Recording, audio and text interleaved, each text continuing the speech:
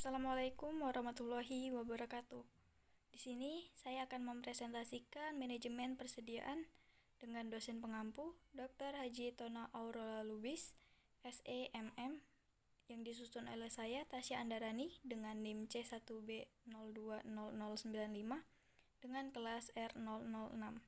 Di sini ada beberapa yang akan kita bahas, yaitu pengertian manajemen persediaan, tujuan manajemen persediaan, metode manajemen persediaan, kemudian biaya persediaan, menentukan biaya persediaan. Setelah kita akan memasuki pembahasan yang pertama, yaitu pengertian manajemen persediaan. Manajemen persediaan adalah proses untuk mengatur persediaan barang yang dimiliki oleh suatu instansi atau perusahaan, mulai dari cara memperoleh persediaan, penyimpanannya, sampai persediaan tersebut dimanfaatkan atau dikeluarkan. Sedangkan persediaan adalah bahan atau barang yang disimpan yang akan digunakan untuk memenuhi tujuan tertentu, misalnya untuk digunakan dalam proses produksi atau distribusi. Persediaan juga memuat arti beragam, bisa berupa bahan baku, bahan pembantu, barang dalam proses, barang jadi, bahkan suku cadang. Persediaan merupakan salah satu aset perusahaan yang sangat berhubungan dengan penjualan maupun tingkat produksi. Mengatur jumlah persediaan tidak semudah yang diperkirakan. Misal, jika persediaan terlalu banyak, maka akan makin tinggi biaya untuk penyimpanan. Sebaliknya, jika kurang, malah bisa menghambat proses produksi, sehingga jika ada masalah menyangkut mengenai persediaan akan langsung berpengaruh terhadap kerugian bisnis. Selanjutnya, tujuan manajemen persediaan. Tujuan utama dari manajemen persediaan adalah menyediakan persediaan dengan biaya yang minimum. Selain itu, terdapat banyak tujuan lain yang dapat dimanfaatkan dengan melakukan manajemen persediaan. Di antaranya, memastikan persediaan tersedia atau safety stock. Kemudian, mengurangi resiko keterlambatan dalam pengiriman persediaan serta resiko harga yang fluktuatif. Kemudian, memperoleh diskon dari pesanan dan jumlah yang banyak dalam jumlah yang banyak. Menyesuaikan pembelian dengan jadwal produksi dan lain-lain. Selanjutnya, metode manajemen persediaan.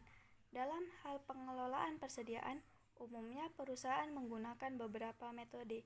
Setidaknya ada 5 metode inventory manajemen yang biasa dipergunakan oleh perusahaan untuk mengelola persediaan. Yang pertama yaitu metode EOQ atau Economic Order Quality. Selanjutnya yaitu metode MRP atau Material Requirement Planning. Yang ketiga yaitu metode JIT atau Just in Time. Kemudian metode analisa ABC, dan terakhir metode periodic review. Selanjutnya yaitu biaya persediaan. 1. Biaya pemesanan atau order cost. Biaya pemesanan merupakan biaya yang berkaitan dengan kegiatan pemesanan persediaan. Biaya pemesanan ini biasanya mencakup seluruh biaya yang dikeluarkan, mulai dari pertama kali order hingga barang yang dipesan tersebut tersedia di gudang. Kedua, biaya penyimpanan atau carrying cost. Biaya ini adalah biaya yang dapat muncul dan dikeluarkan untuk menyimpan barang atau material yang sudah diorder sebelumnya. Biaya penyimpanan ini dapat berubah sesuai dengan nilai persediaan yang disimpan. Yang ketiga yaitu biaya persiapan atau setup cost. Biaya persiapan atau setup cost akan muncul jika perusahaan dapat memproduksi barangnya sendiri atau material persediaan yang telah dibutuhkan. 4. Biaya kehabisan atau shortage cost. Manajemen persediaan kadangkali tentu akan kehabisan atau kekurangan, karenanya biaya kekurangan atau yang biasa disebut dengan shortage cost akan muncul apabila bahan persediaan tidak ada. Menentukan biaya persediaan. Berikut adalah beberapa metode yang dapat digunakan untuk menentukan persediaan. Yang pertama, metode FIFO atau First In First Out. Pada metode first in first out ini, barang yang pertama kali dibeli adalah barang yang pertama kali dijual, karena metode ini sesuai dengan arus biaya yang aktual. Kedua, metode LIFO, last in first out.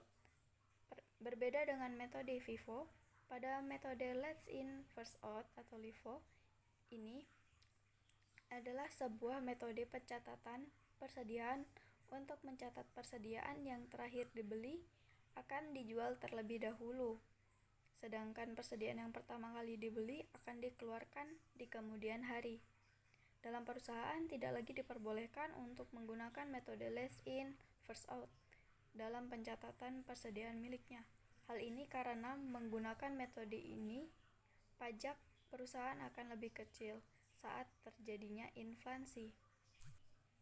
Selanjutnya yaitu average.